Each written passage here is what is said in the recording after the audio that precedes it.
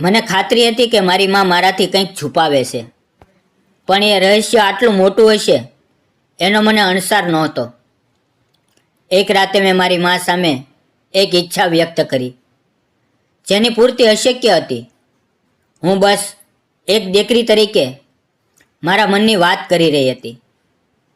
પણ બીજે દિવસે સવારે જ્યારે હું ઉઠી ત્યારે મારા રૂમમાં એ બધી જ ચીજો હતી જે મેં માંગી હતી. નવા કપડાં, બૂટ, દાગીના, શીશો, પર્સ, પુસ્તકો અને એક સુંદર બેડ. મારી માં જે લોકોના ઘરે કામ કરે છે આ બધું ક્યાંથી લાવી શકે? તેમની વર્ણુક પર થોડીક બદલાયેલી લાગતી હતી. મિત્રો, મારું નામ રાધિકા છે. અમે ગામડામાં રહીએ છીએ, જ્યાં ધોળિયા રસ્તાઓ, ઝાખરા વૃક્ષો અને દૂર ઉભેલી ઠાકોરની ભવ્ય હવેલી અમારા ગામની ઓળખ છે. ગામના લોકો સાંજે ઝાડ નીચે બેસીને ગપ્પા મારે, બાળકો ગલીઓમાં રમે અને હવેલીની ચમક દૂરથી દેખાય.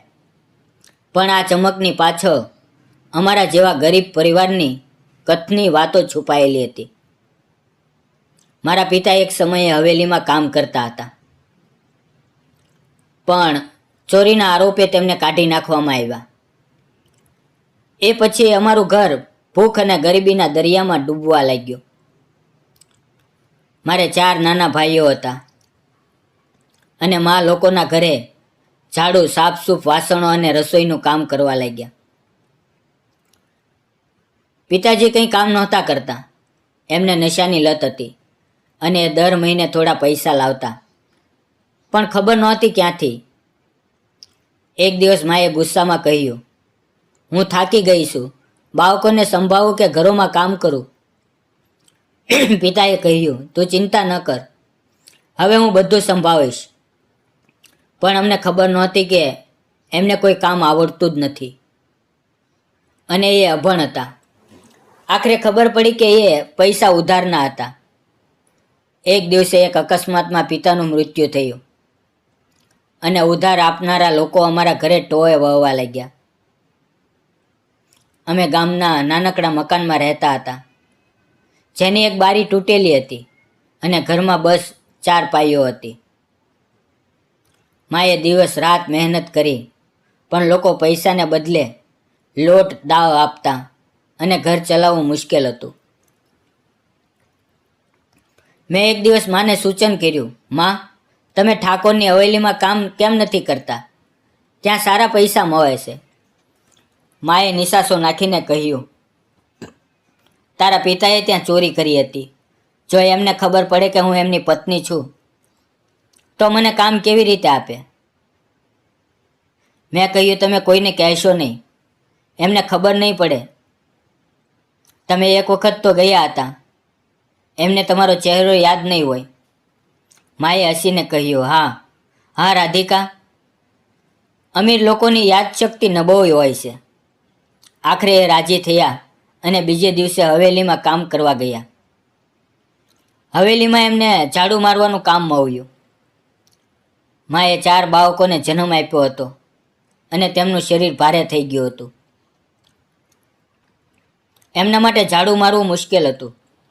એમણે કહ્યું, મને લાગ્યું હતું કે રસોઈ કે વાસણનું કામ મળશે, પણ આ તો ખૂબ મહેનતનું કામ છે. હું ઘરે રહેતી, નાના ભાઈઓને સંભાળતી, પણ મારું મન હંમેશા માની ચિંતામાં ડૂબેલું રહેતું. એમની આંખોમાં થાક અને ચહેરા પર ચિંતાની રેખાઓ હું જોઈ શકતી હતી. એક દિવસે મેં નોંધ્યું કે મા હવેલી જતા પહેલાં એક અજીબ વર્તન કરે છે. એ અમારા નાનકડા રૂમમાં જઈને તૂટેલી બારી પાસે કપડાં બદલતી અને નાભી પર આદુનો ટુકડો મૂકીને ટેપ લગાવતી. હું ચોંકી ગઈ. આ શું છે? મેં છુપાઈને જોયું, પણ પૂછવાની હિંમત ન થઈ. એમની આ હરકત મને સમજાતી નહોતી. શું આદુનો ટુકડો એમના થાકને ઓછો કરે છે કે આ કોઈ રહસ્યનો ભાગ છે? થોડા દિવસો સુધી મેં ઘરમાં નજર રાખી અને નોંધ્યું કે રસોડામાંથી આદુના ટુકડા ઓછા થઈ રહ્યા હતા. હું જ રાશન લાવતી હતી, તો મને ખબર પડતી કે આદુ એ જ ચીજ છે જે માં નાભી પર રાખે છે. એક દિવસ ગામની ધોળિયા ગલીઓમાંથી હું હવેલી સુધી માનો પીછો કરવા ગઈ. હવેલીનો દરવાજો હંમેશા ખુલ્લો હતો, કારણ કે ઠાકોરો પોતાને ગામના રાજા માનતા હતા. એમને લાગતું કે ગામના લોકો એમના નોકર છે. મારા જૂના કપડાં જોઈને ચોકીદારે મને તાકીદ કરી, અહીંયા નોકરની જગ્યા નથી, ભાગ.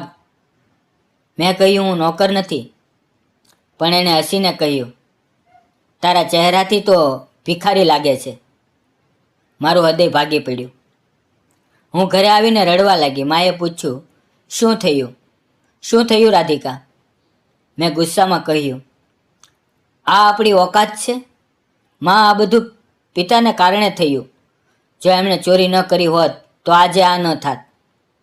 માએ શાંતિથી કહ્યું, એ હવે આ દુનિયામાં નથી, એને દોષ ન આપ. એ અભણ હતા.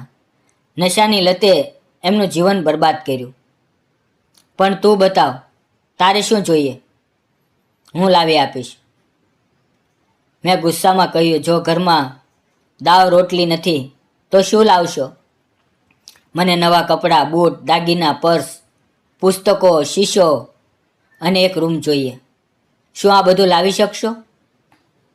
હું રડતા રડતા ત્યાંથી ચાલી ગઈ. આખી રાત હું વિચારતી રહી કે મેં મા સામે આવું ન બોલવું જોઈએ. એ દિવસ રાત મહેનત કરે છે અને હું એમની સાથે ઝઘડું છું. બીજે દિવસે સવારે મા વહેલા ઉઠીને કામે ગયા. આખો દિવસ તે ન આવ્યા. હું ચિંતામાં હતી. વિચારતી હતી કે હવેલી જઈને એમને બોલાવું. પણ મારા નાના ભાઈઓ શરારતી હતા. એ મારી સાથે આવી જાત. આખરે રાત પડી અને હું બેઠી બેઠી ઊંઘી ગઈ. જ્યારે આંખ ખુલી તો મા રસોડામાં ઊભા ઊભા ખાવાનું બનાવતા હતા. મેં કહ્યું, માં, આખો દિવસ થાકીને આવ્યા છો, હું ખાવાનું બનાવી દઉં. એમણે હસીને કહ્યું, ના રાધિકા, હું તારું મનગમતું ખાવાનું બનાવું છું. તું જરા જાનવરોના રૂમમાં જા, મેં તારા માટે કંઈક રાખ્યું છે.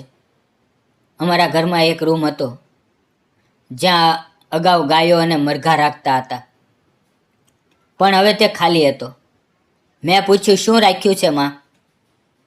એમણે મુસ્કુરાહટ સાથે કહ્યું, જા, જાતે જોઈ લે. હું રૂમમાં ગઈ અને મારા પગ નીચેથી જમીન ખસી ગઈ. રૂમમાં એ બધું હતું જે ગુસ્સામાં માંગ્યું હતું.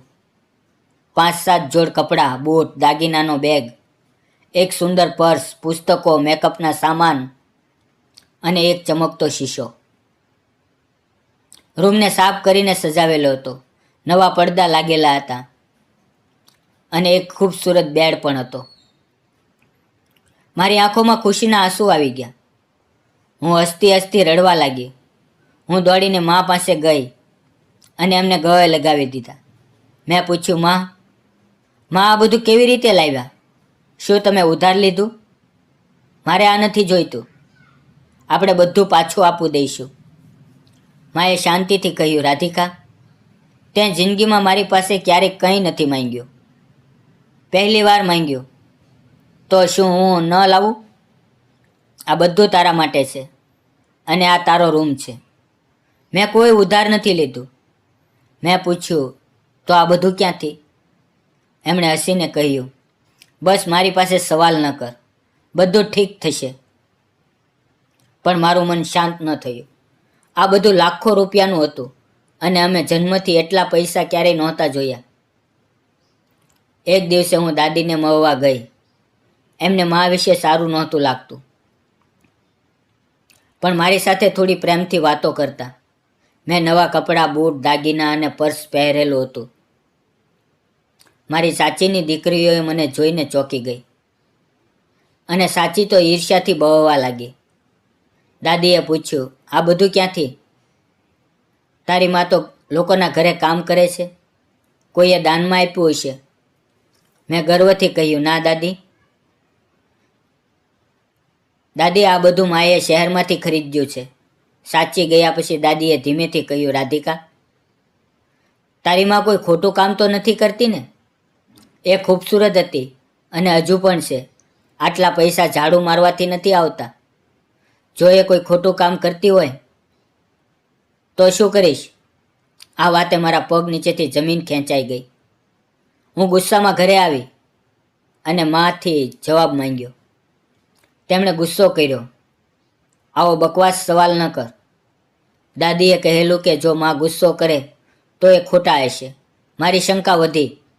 એક દિવસ હું ફરી હવેલી ગઈ, પણ ચોકીદારે મને ભગાડી દીધી.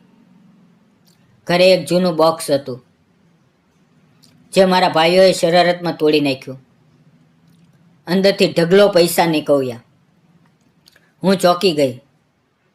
જ્યારે મેં મા સામે બોક્સ રાખીને પૂછ્યું, આ શું છે? આ પૈસા ક્યાંથી?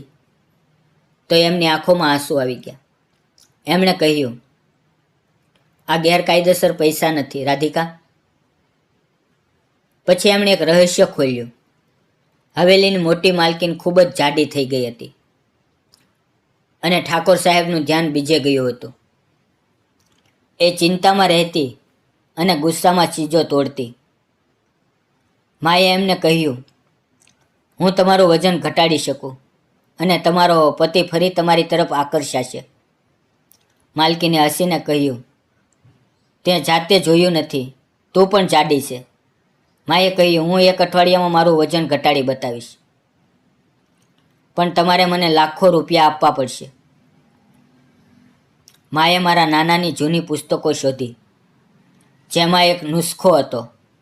આદુનો ટુકડો નાભી પર 12 કલાક મૂકવો. માએ આદુનો ઉપયોગ કર્યો અને એમનું વજન ઘટવા લાગ્યું.